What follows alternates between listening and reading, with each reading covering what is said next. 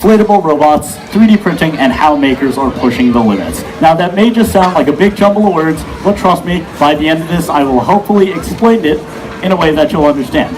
So, as throughout this presentation I'm going to be using my own creations and projects as analogies for the points I'm making, here are some topics of things that I'm interested in.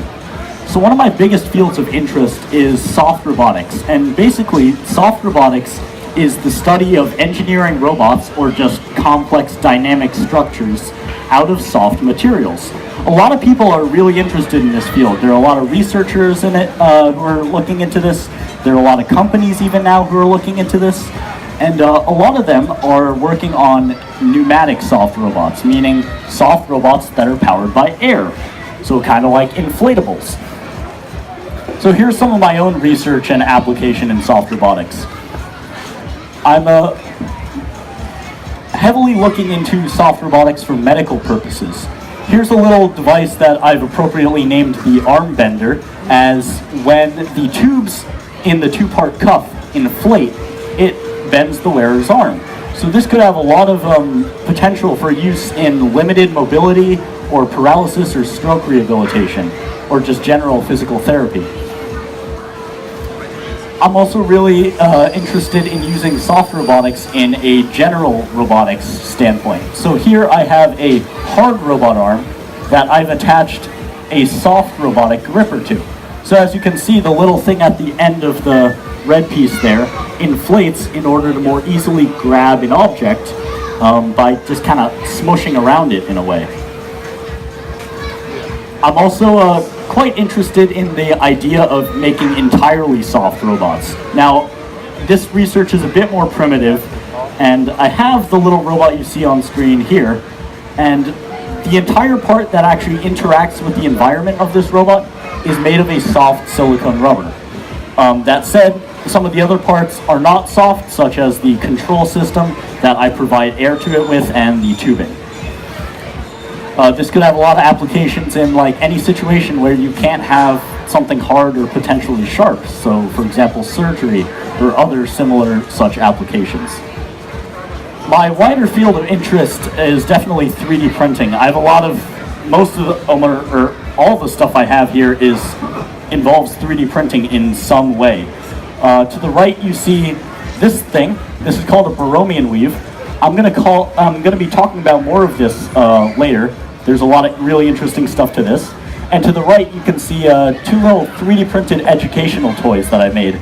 A universal joint that accurately demonstrates how that mechanism works, and a little DNA model. Additionally, I'm also really interested in like biohacking, materials engineering, and other similar fields. So, what's the big idea in all this? Like, how does everything I just talked about tie into this talk? Well, we'll see that. But first, let's ask the big question of this talk: why is the democratization of tools important? Now, in order to answer this question, let's refine it even further and increase our focus a bit more and ask, what is the democratization of tools? What is that term that I used in the last slide?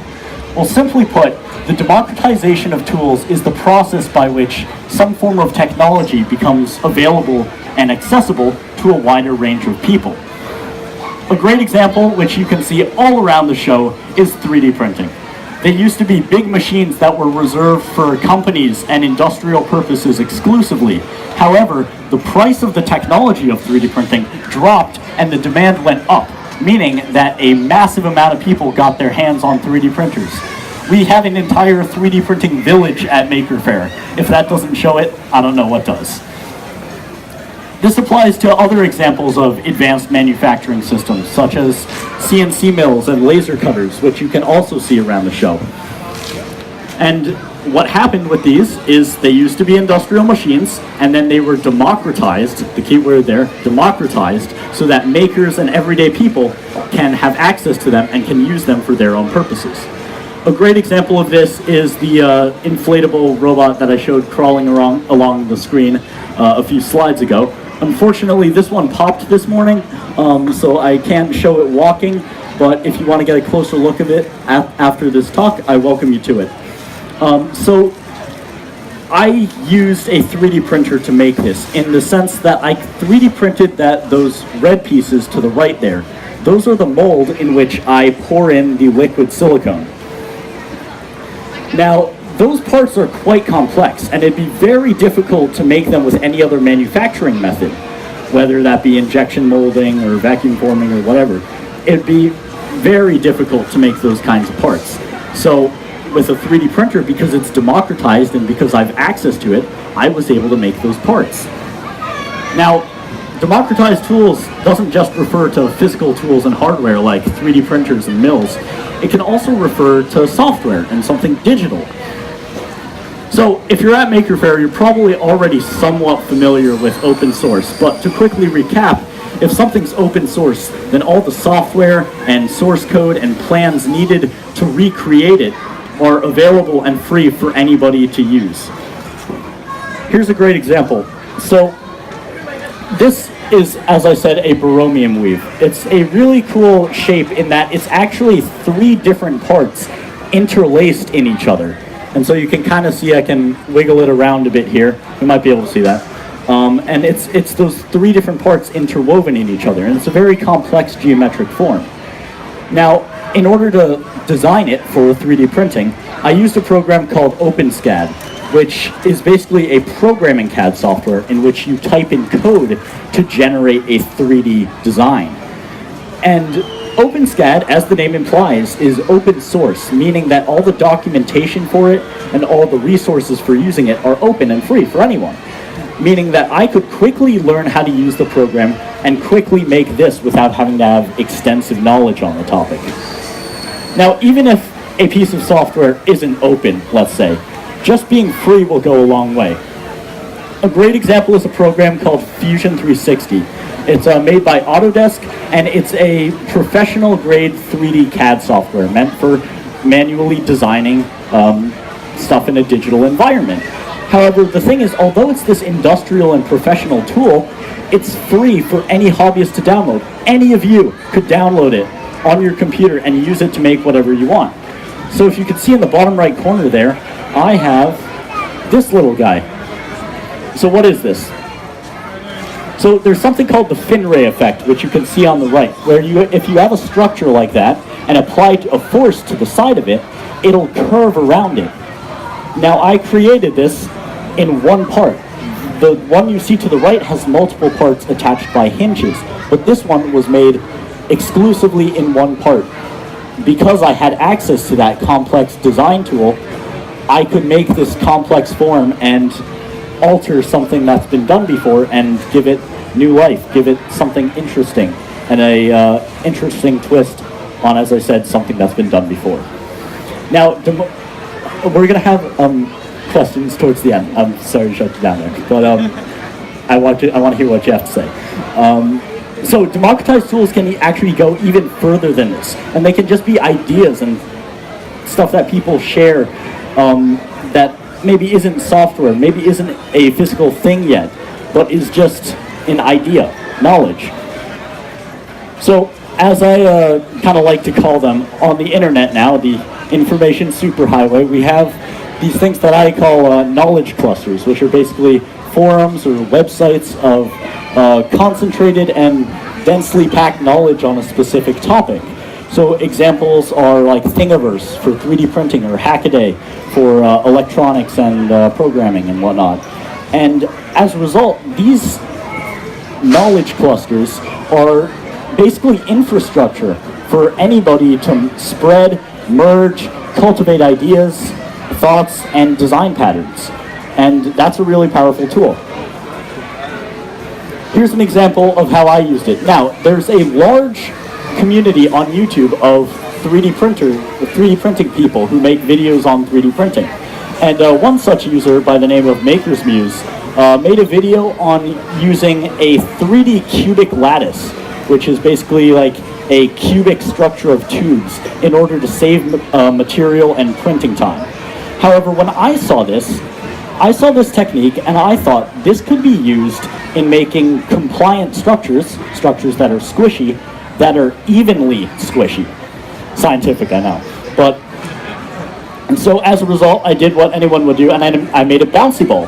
So you can see on this cross-section here, it's got that cubic lattice on the inside, and that allows this bouncy ball to bounce really consistently and pretty well. And this was made on a 3D printer. So I've shown you what I've made with democratized tools, but like, what's so cool about what I've made with it, and what other makers have made with it before? Well, specifically with what I've shown here today in my examples, these particular technologies haven't really been used with these particular applications. Here's a great example. So right here, I have a little, oh, it's cut off there. Whatever. It just says technology and application. But this is a little maraca that I 3D printed. And it has a little cavity on the inside that while it was printing, I stopped it and poured in a bit of rice and then kept printing over it. And as a result, it created this seamless form that has a particular medium on the inside. So it's a working maraca. Now that may not seem like a particularly practical thing, as we have maracas, but that same concept can be applied to other use fields. For example, this is a check valve, meaning it only allows air to pass through it in one direction. I 3D printed it by stopping it right at this point and inserting a little piece of rubber. And as a result, it'll only let air pass in this direction. So if you see, paper moves because the air hit it, except in this direction, no air. And so a few people have been investigating putting a physical medium into a 3D print midway, but not that much work has been done in it. So it shows how these technologies haven't been specifically used in these specific applications before. Another example of this is the bouncy ball I have here. So, as I said, it has that internal lattice structure, and that allows it to have controlled flexibility, or basically controlled squishiness and elasticity. And a few people have been investigating this field, such as the researchers that's work you see on the right. However, if you see there, they're working with a 2D structure that they've just 3D printed upwards. With a 3D structure like this, I could achieve the same things they're doing, of using these flexible structures oriented in a particular way to create a certain movement. However, I could expand it on the broader scale of a 3D structure like this. So whereas they have a hinge that just works with like a 2D array of little boxes, as you see, with a 3D structure, there's no telling what kind of complex, compliant mechanisms could be created. So the reason that makers are the ones doing these extraordinary things with democratized tools is because us makers have this great hunger for knowledge and are willing to explore these novel means, whether it be of fabrication or design, in order to create what we want to make. So in conclusion, although bouncy balls exist, although maracas exist, because I have democratized tools, whether that be physical hardware, software, or just information, and because I'm a maker, I can make what's never been made before.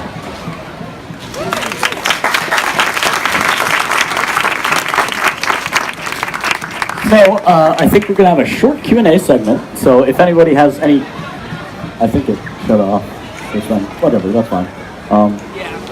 If anybody has any questions, please just raise your hand, and I'd be happy to answer them. Yes.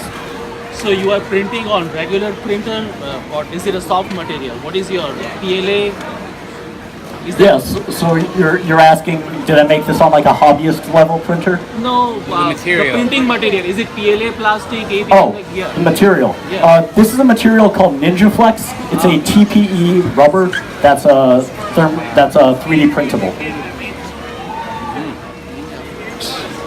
So that's all the time we have for right now. All right. You're available off to the side. We have another presentation starting in about 2 minutes. We want to give the time to set up. All right, guys? Thank you.